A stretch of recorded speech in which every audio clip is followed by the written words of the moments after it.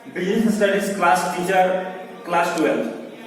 आज जो चैप्टर है वो है प्लानिंग, चैप्टर 4 है। चैप्टर 3 में आप लोगों को इससे पहले पढ़ा चुका हूँ, जिसमें आपको सारी जानकारी बहुत ही अच्छी तरह से दिया हूँ। अगर किसी भी तरह का कोई दिक्कत हो, अगर किसी भी स्टूडेंट चैप्टर 3 को न पढ़े हो या न देखे हो तो वो मेरे YouTube चैनल पे जाकर देख सकते हैं, उससे समझ सकते हैं। तो उसके बाद प्लानिंग चैप्टर समझने में उनको किसी भी तरह की कोई परेशानी नहीं होगी। आगे जानते हैं प्लानिंग आखिर है क्या।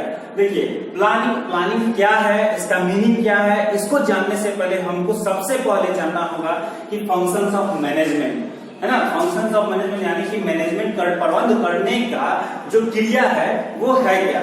तो ये आप एक उदाहरण समझ लीजिए कि जस्ट लाइक एक जो मैनेजर होता है तो उसके ही ऊपर होता है सारा कारभार कि आप किस तरह से मैनेज करके अपनी ऑर्गेनाइजेशंस को आप चला सकते हैं। तो इन सभी चीजों को अच्छी तरह से चलाने के लिए उनको यहाँ पे 5 प्रकार की प्लानिंग करने की सबसे पहले जरूरत होती है। तो ये 5 पर जो पॉइंट आपको दिया गया, ये पॉइंट में ये आपको एक चैप्टर है, ठीक है। इस चैप्टर में सबसे पहले हम प्लानिंग के बारे में जानेंगे, फिर ऑर्गेनाइजिंग के बारे में जानेंगे, फिर स्टाफिंग के बारे में जानेंगे, फिर डायरेक्टिंग के बारे में जानेंगे एंड लास्ट कंट्रोलिंग के बारे में जानेंगे, ठीक है। तो आज प्लानिंग के बारे में जानेंगे। तो प्लानिंग का मीनिंग होता क्या है, प्लानिंग किसे कहते हैं, उसको बारे में बहुत अच्छी तरह से जान लेते हैं। तो उसका मीनिंग मैंने आपको बताया है, जो देखिए किताब से थोड़ा हटके होगा। यहाँ मीनिंग उसका क्या दे रहा है कि इट मीन्स टू थिंक और decide in advance what to do and how to do. मतलब कि हमको ऐसा सोचना है, ऐसा डिसाइड करना है कि इन एडवांस हो कि आगे कारगर सिद्ध हो, वो काम के लायक हो। व्हाट टू डू मतलब हमें क्या करना चाहिए, हमें कैसे, हाउ टू डू मतलब हमें कैसे करना चाहिए। इन सभी बातों को सबसे पहले हमको जानना होगा और दिमाग में सोचना होगा कि अगर हम ऐसे करेंगे तो ये काम इस तरह से होगा, मेरा काम खराब नहीं हो, मेरा काम अच्छा हो और कम समय में सारी काम को हम अच्छी तरह से कर सके। ये प्लानिंग करना है, ये एक मैनेजर का सबसे पहला ये प्रबंध करने की क्रिया होती है जो मैनेजर करते हैं। देखिए इसका सेकंड मीनिंग भी मैं आपको दे रहा हूं। It is a process in which a manager makes the plan regarding how a business should run। मतलब कि एक मैनेजर को ये होना चाहिए कि उसका जो बिजनेस है वो रन कैसे करेगा। वो एक प्लान के रिगार्डिंग ही अगर वो चलता है तो उसका बिजनेस बहुत ही अच्छा तरह से मार्केट में रन करेगी और ग्रोथ भी करेगी, जिससे काफी बिजनेस को प्रॉफिट होगा। तो साथ में ऑर्गेनाइजेशन अगर प्रॉफिट होता है तो एम्प्लॉयज को भी बेनिफिट मिलता ही है उसका। तो ये मैनेजर का सबसे पहला कर्तव्य होता है कि वो बिजनेस को मैनेज करके ही चलाए कि बिजनेस के ऑर्गेनाइजेशन जो भी है वो आगे की ओर बढ़े और प्रॉफिट कमाए, ठीक है। Thank you. इसके बाद मैं आपको अगला नेक्स्ट पॉइंट प्लानिंग के बारे में हमको आपको समझाए थे, लेकिन प्लानिंग जो है वो प्लान से बना है। प्लान के बारे में अगर समझ लेंगे तो प्लानिंग कोई चीज नहीं है, प्लानिंग आराम से हम लोग समझ जाएंगे। प्लानिंग का मतलब ही होता है लेकिन नियोजन होता है। तो इसमें to take the decision in advance, कोई भी काम करने से पहले उसके बारे में डिसीजन ले लेना कि हमको ये करना है। To think in advance before taking any, कोई भी काम करने से पहले उसके बारे में सोच लेना चाहिए। तो उसको हम प्लानिंग करते हैं। ऐसे ही हम एग्जांपल दे सकते हैं कि बेसिक, जैसे कि एग्जांपल आपको दिए हुए बेसिक तौर पे किसी भी चीज को करने से पहले हमको सोचना पड़ता है कि उसके बारे में क्या करना है, कब करना है, कैसे करना है, ठीक है। अब अगर मानिए किसी चीज को पेपर में लिखना है तो उस चीज के बारे में उसके वर्ड्स सारे शब्दों को याद रहना चाहिए ताकि हम उस वर्ड को लिखे तो लोगों को अंडरस्टैंड होना चाहिए। तो उसको इंग्लिश में भी कन्वर्ट करके आराम से इंग्लिश में लिख सकें। देखिए प्लानिंग मीन्स आपको बता दिया गया था कि उसका मीनिंग क्या होता है कि उसमें what to do and how to do, मतलब कब क्या करना है, कैसे करना है, इसके बारे में सब बता दिया गया है। अब आगे का प्रोसेस है। अब प्लानिंग का मीनिंग हम लोग तो जान ही गए हैं कि वो क्या होता है। जब किसी चीज का प्लानिंग करते हैं तो करने से पहले लोग सोच लेते हैं कि हमको ये काम करने से फायदा होगा, नुकसान होगा, क्या होगा। तो इस प्रक्रिया को सोचने के बाद में ही हम किसी चीज का डिसीजन लेके उस काम को करते हैं। तो अब कुछ स्टेप्स आपको दिया हुआ है कि जो यहाँ इसके प्रोसेस, इसके प्रक्रिया में कुछ स्टेप्स मैंने लिखे हैं जो आपको अभी मैं 3 स्टेप्स के बारे में बताऊंगा। सबसे पहला है कि setting objective what to do. सबसे पहले कि सेटिंग ऑब्जेक्टिव में कि हमें क्या करना चाहिए। तो 25% हमें अगर प्रॉफिट कमाना है, इंक्रीज करना है, तो हमको ध्यान देना होगा कि कैसे काम करें। तो सबसे पहला काम क्या, फाइनेंस का होता है, दूसरा प्रोडक्शन का होता है, तीसरा सेल्स का होता है। फाइनेंस अगर होगा तभी प्रोडक्शन होगा, प्रोडक्शन होगा उसके बाद ही सेल होगा। तो इन सभी को 3 पार्ट्स में बांट दिया गया है। इनके भी 3 क्लोज बने हुए हैं जो इनके आधार पे भी काम किया जा सकता है। हर पार्ट्स के 3 पार्ट्स बनाए गए हैं जो अपने अनुसार काम करते हैं, जो ताकि जो प्रॉफिट को 25% इंक्रीज कैसे होगा उस आधार पे काम करने के लिए।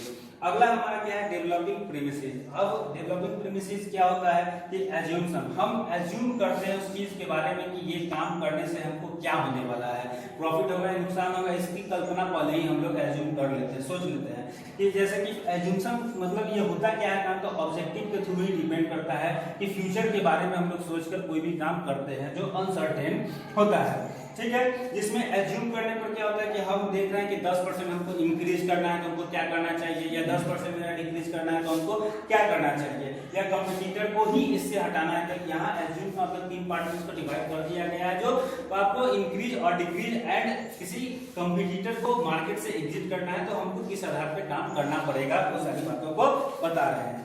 अगला पॉइंट जो है वो आपका देखिए, identifying alternative course of actions के बारे में बता रहा है, जो क्या करता है कि ऑब्जेक्टिव में आपको दिख रहा होगा कि 25% ऑब्जेक्टिव है जिसको 3 पार्ट्स में बांट दिया गया था। सबसे पहला काम क्या कर रहा है कि 25% हमको डिक्रीज ही करना है, कि हमको डिक्रीज करके प्रॉफिट कमाना होगा, तो क्या करेंगे, कॉस्ट को कम कर देंगे, उसकी जो कीमत होगी उस कीमत को कम कर देंगे।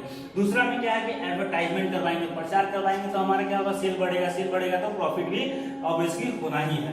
तो अब थर्ड क्या है, प्रमोशन। जब तक हम इसका प्रमोशन नहीं करेंगे तो इंक्रीज कहां से होगा, तो इंक्रीज करने के लिए इन सभी चीजों को हमको करने की बहुत ज्यादा जरूरत पड़ जाती है, ठीक है। इसके अगले पॉइंट्स जो है 4 नंबर, वो अगले वीडियो में आपको मैं बताऊंगा। Thank you. हेलो स्टूडेंट्स, मैं Deepak Kumar Ranjan, business studies class teacher, class 12 का चैप्टर जो 4 है वो प्लानिंग के बारे में आप लोगों को मैंने बताया था। प्लानिंग प्रोसेस के पॉइंट्स को बताया था, जिसमें आप लोगों को 3rd पॉइंट तक मैंने क्लियर कर दिया था। और आज का जो पॉइंट है वो है इवैल्यूएटिंग, 4था number point, evaluating alternative course के बारे में बताना है। इवैल्यूएटिंग अल्टरनेटिव का मतलब है कि जो माइनस पॉजिटिव के बारे में हम लोग को जानना होगा। जिस ऑब्जेक्टिव को हमने 3rd पॉइंट में पढ़ा था, और यहाँ ऑब्जेक्टिव में आप लोगों को बताया जा रहा है 3 स्टेप्स। 3 स्टेप्स में पहला है कॉस्ट, एडवर्टीजमेंट, प्रमोशन, ठीक है। इन सभी पॉइंट्स को क्या हुआ कि इवैल्यूएट करेंगे। इवैल्यूएट करने का पता चलेगा कि इसमें क्या हमको बेनिफिट होगा, क्या बेनिफिट नहीं होगा, कॉस्ट से क्या होता है, एडवर्टीजमेंट से क्या होता है, प्रमोशन से क्या होता है, ठीक है। जब तक हम इस चीज के बारे में नहीं जानेंगे तब तक हम इवैल्यूएट करने का मतलब किसी चीज के बारे में जानकारी लेना, वो ज्यादा है, कम है, या मतलब उसके समान है, तो उस अनुसार उसका पता करने के लिए हम लोगों को इस ऑब्जेक्ट से गुजरना पड़ता है, जिस ऑब्जेक्ट के बारे में जानकारी लेना। यहाँ पे आपको जैसे दिया हुआ है ऑब्जेक्ट में कि कॉस्ट वाला ऑब्जेक्ट है, जिसमें आपको दिख रहा होगा कि 2 माइनस और 3 प्लस का साइन आपको दिख रहा होगा, जिससे पता चलता है कि इसमें निगेटिव की चांसेस कम है और पॉजिटिव की चांसेस ज्यादा होती है। उसी तरह एडवर्टाइजमेंट आपको दिख रहा होगा कि इसमें निगेटिव 1 है और पॉजिटिव 2 है, जिसमें कि इसमें निगेटिव की चांसेस कम है और पॉजिटिव की चांसेस 2 गुनी है इससे। और प्रमोशन जो है वो आपका निगेटिव की चांसेस 2 है, लेकिन यहाँ पॉजिटिव की चांसेस 5 गुनी है ना। तो अपने प्रोडक्ट को प्रमोशन करना, ये हमारे प्रमोशन होता है, जो प्रोडक्ट को प्रमोशन करते हैं, जिससे पता चल रहा है कि हमको बेनिफिट कहाँ पे मिल रहा होगा, इवैल्यूएट करने से क्या बेनिफिट होगा। अब आते हैं अगला पॉइंट हमारा क्या है, selecting an alternative. Selecting an alternative में अब मानिए हमको बेस्ट अल्टरनेटिव की सिलेक्ट करना है, तो क्या 25% हमको इंक्रीज करना होगा। 25% अपना इंक्रीज करने के लिए हम क्या करेंगे, तो सबसे पहले ऑब्जेक्ट आपको जो दिख रहा है, जिसमें आपको दिख रहा है कि हमको 25% इंक्रीज करना है, किस चीज को लेके हम चलेंगे। कॉस्ट में देखिए आपको निगेटिव चांसेस 2 है, पॉजिटिव चांसेस कितने दिख रहे हैं, 3 दिख रहे हैं। तो इससे आपको बेनिफिट क्या हो रहा है कि निगेटिव चांसेस होने की संभावना 2 ही है, लेकिन पॉजिटिव चांसेस होने की संभावना 3 है। इससे अधिक है कि हम लोग पॉजिटिव जा सकते हैं। लेकिन एडवर्टीजमेंट में आप देखिए निगेटिव की चांसेस है, पॉजिटिव की चांसेस 2 है, इसलिए इस ऑब्जेक्ट को लिया नहीं जा रहा है। प्रमोशंस में आपको क्या है कि निगेटिव की चांसेस 2 है, लेकिन पॉजिटिव की चांसेस 5 है। इससे बेनिफिट हमको दिख रहा होगा यहाँ पे कि हमारा बेनिफिट किस आधार पे कैसे चल रहा है, किस ऑब्जेक्ट को सिलेक्ट करने के पर। अब आते हैं छठा, इम्प्लीमेंट द प्लान। अब प्लान को इम्प्लीमेंट करना, यानी कि अब अप्लाई करने की अब जरूरत आ चुकी है, क्योंकि प्लान हम समझ लिए हैं, तो समझने के बाद में अब उसको अप्लाई किस तरह से करेंगे। तो इम्प्लीमेंट द प्लान का मतलब होता है कि प्लान को आप समझने का ना अप्लाई कीजिएगा, तभी आपको बेनिफिट उसमें दिखेगा क्या बेनिफिट है इससे। अगला पॉइंट है आपका 7 नंबर जो है फॉलो अप एक्शन। अब मानिए कि आप फॉलो अप एक्शन में क्या कीजिएगा कि चेक करने का करेक्शन कीजिएगा, तब उसको क्या कीजिएगा अप्लाई कर दीजिएगा। तो सबसे पहले क्या था फॉलो अप में कि हम लोग किसी भी चीज को अप्लाई करने से पहले उसको चेक कर लेते हैं। चेक करने के बाद में उसका करेक्शन, अगर कहीं भी कोई मिस्टेक होता है तो उस मिस्टेक को सुधारने के बाद में उसको अप्लाई करते हैं। करने के बाद जब अप्लाई हो जाती है तो हम लोगों को फीडबैक में मिलना शुरू हो जाता है कि हमें ये प्रोडक्ट को इस तरह से करने पर क्या मतलब बेनिफिट हमको हो रही है। ठीक है, आज का क्लास यहीं तक है। नेक्स्ट जो क्लास है वो आपको फीचर्स के बारे में वो मैं आपको अगले बार बताऊंगा। ठीक है, थैंक यू।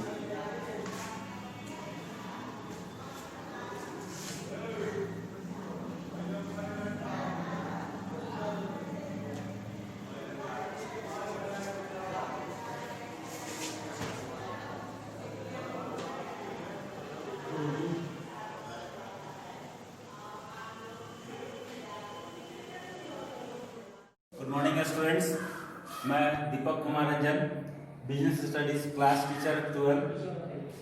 आज आप लोगों को जो इससे पहले मैं प्लानिंग चैप्टर जो स्टार्ट किया हुआ था, जिसे हिंदी में नियोजन भी कहते हैं, तो उसमें मैंने आप लोगों को इससे पहले प्रोसेस पढ़ा चुका था। प्लानिंग के प्रोसेस के बारे में उसके फीचर्स बताए थे, प्रोसेस के जो भी पॉइंट्स थे उन सभी को क्लियरफाई किया था। और आज प्लानिंग में ही फीचर्स के बारे में बताना है। फीचर्स ऑफ प्लानिंग आखिर होता क्या है, नियोजन के फीचर्स जो होते हैं, जो प्रक्रिया होते हैं वो आखिर होते क्या है। तो देखिए, फर्स्ट हमारे पास है planning focuses on achieving objectives. जब हमने प्लानिंग का ऑब्जेक्टिव्स के बारे में समझा था तो सेटिंग के बारे में भी समझा था। प्लानिंग में सबसे पहले हम अपना ऑब्जेक्टिव सेट करते हैं। ऑब्जेक्टिव सेट करने के बाद हमने क्या अचीव किया है, हमें क्या करना है, व्हाट टू डू। सो क्योंकि first step in setting the objective है, इसलिए हम ये कह सकते हैं कि प्लानिंग जो है वो फोकस करती है ऑर्गेनाइजेशन के गोल्स को अचीव करने के लिए, क्योंकि ऑब्जेक्टिव को अचीव करने के लिए। सो हमारी ये फर्स्ट स्टेप है, planning focuses on achieving objective. देखिए, फोकस का मतलब क्या होता है कि इसका मेन फोकस क्या है कि हमको वो गोल अचीव करना है, बिजनेस के गोल्स को अचीव करने के लिए होता है। बेसिकली आपको प्लानिंग इसलिए की जाती है ताकि हम अपने ऑब्जेक्टिव सेट कर सकें, हम ये पता लगा सकें कि हमें करना क्या है और कैसे करना है। इसीलिए कहा गया कि ऑब्जेक्टिव जो है वो अचीव करने के लिए ही किया जाता है, सबसे पहले ऑर्गेनाइजेशन के गोल को अचीव करने के लिए। चलिए, अब इसके बाद हमारा आता है second, it is a primary function management. Primary function का मतलब होता है वेरी फर्स्ट, है ना, मतलब कि वेरी फर्स्ट में आता है कि इसमें प्लानिंग होता है। सबसे पहला प्लानिंग का काम होता है। अब उसके डिफिनेशंस क्या होता है मैनेजमेंट के उसमें 4 से 5 फंक्शंस अप्लाई करते हैं जिस पे काम किया जाता है और उस बारे में समझते हैं। क्योंकि फर्स्ट फंक्शन जो होता है वही हमारा प्लानिंग होता है, और प्लानिंग जो है वो प्राइमरी फंक्शन होता है मैनेजमेंट का। क्योंकि हम अगर प्लान ही नहीं करेंगे तो फिर बाकी के फोर्स कैसे हम काम करेंगे, तो उसको समझने के लिए प्लानिंग के मैनेजमेंट को समझना सबसे बड़ा जरूरी होता है।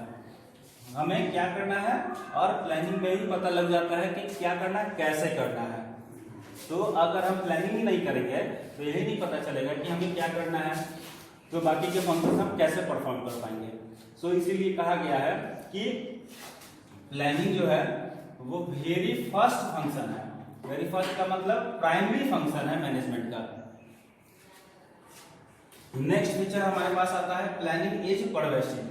परवेसिव वर्ड जो है सुना हुआ है पहले से, तो स्टूडेंट्स को नहीं पता होगा तो परवेसिव का मतलब होता है एप्लीकेबल टू एवरीथिंग। ये यूनिवर्सल है, ये आपको दिख रहा है। प्लानिंग जो है वो मेरा यूनिवर्सल फंक्शन है। ऐसा फंक्शन है प्लानिंग जो किसी भी ऑर्गेनाइजेशन में अप्लाई किया जा सकता है, चाहे वो प्राइवेट हो या पब्लिक हो, चाहे वो स्मॉल हो चाहे वो लार्ज हो, किसी में भी अप्लाई हम कर सकते हैं। अब प्लानिंग कहीं भी शुरू किया जा सकता है, ये नहीं कि प्लानिंग से प्राइवेट कंपनी शुरू करती है, पब्लिक भी कर सकती है और करती भी है। वैसे ही वे छोटा भी करते हैं, बड़ा बिजनेस भी करते हैं। तो प्लानिंग में सबसे पहले आप देखिए, ध्यान देते हैं कि इससे पहले भी आप लोगों को मैनेजमेंट चैप्टर में हमने बताया था कि इसमें 3 लेवल होते हैं, टॉप लेवल, मिडिल लेवल और लोअर लेवल। आपको तीनों लेवल के बारे में बहुत ही अच्छा से क्लियरफाई मैंने कर दिया था। तो ये मैनेजमेंट से ही रिलेटेड है प्लानिंग, जिसमें हम लोगों को सारी प्रक्रिया को करना पड़ता है। Thank you. और इसके आगे के जो पॉइंट्स हैं 4, 5 और 6 वो आपको मैं नेक्स्ट क्लास में पढ़ाऊंगा। Hello students, good morning. मैं दीपक कुमार रंजन।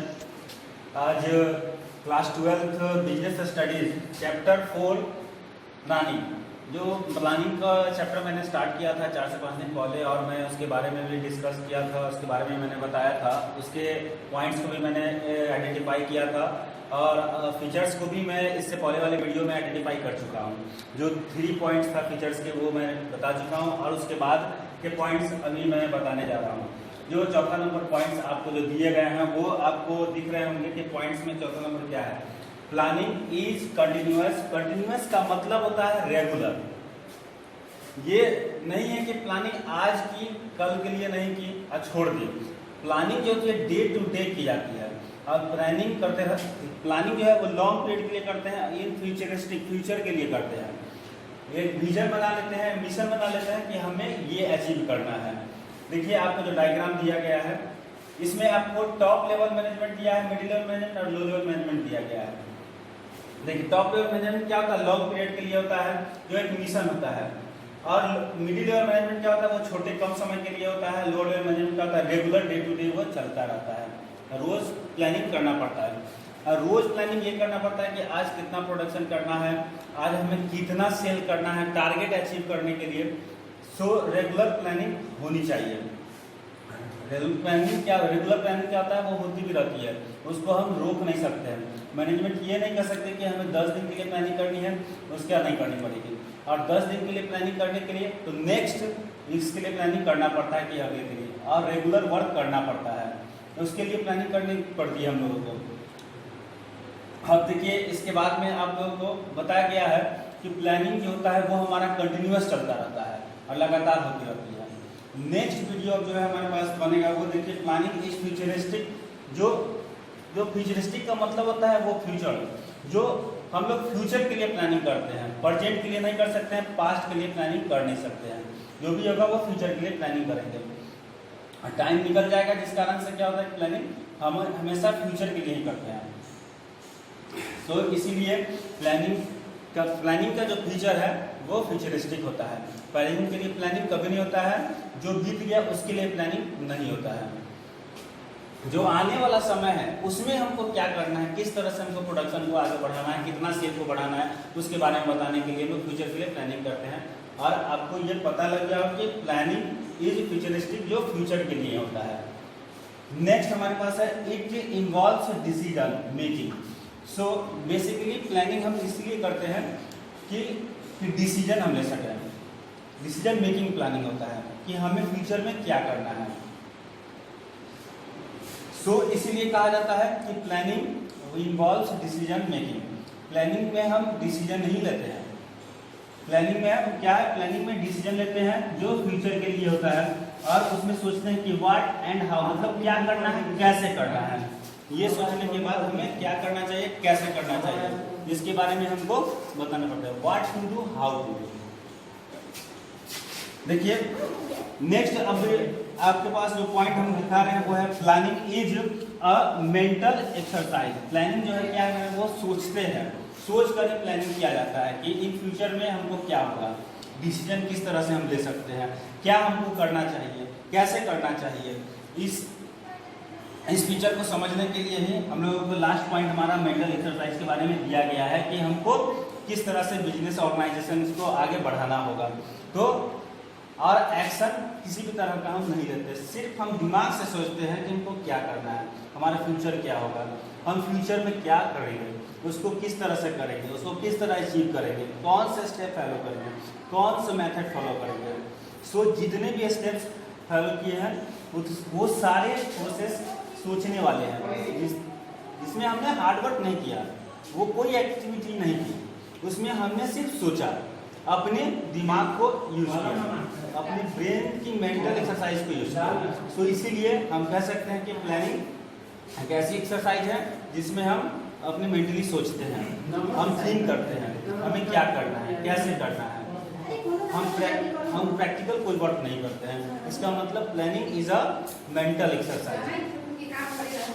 तो ये थे हमारे पास 7 फीचर्स जो मैंने आप लोगों को कंप्लीट कर दिया। तो आई होप आपको प्लानिंग के बारे में पता लग गया होगा। इस वीडियो में हमने प्लानिंग को अंडरस्टैंड किया, उसके प्रोसेस को मैंने देखा, 7 स्टेप्स को देखा, कौन कौन स्टेप्स में प्लानिंग कर सकते हैं, उसके फीचर्स को मैंने देखा। नेक्स्ट वीडियो में हम प्लानिंग की इंपॉर्टेंस के बारे में बताएंगे कि करना जरूरी क्यों है। ठीक है, साथ में उसके लिमिटेशन को हम देखेंगे। अगर हम प्लानिंग करते हैं तो हमें क्या रुकावट आ सकती है। प्लानिंग करना कुछ ऑर्गेनाइजेशन के लिए बहुत ही टफ हो जाती है, नुकसान भी हो जाता है किन्हीं के लिए। प्लानिंग के बिना अगर कोई काम करते हैं तो वो हमारे लिए घातक साबित होता है। ठीक है, थैंक यू।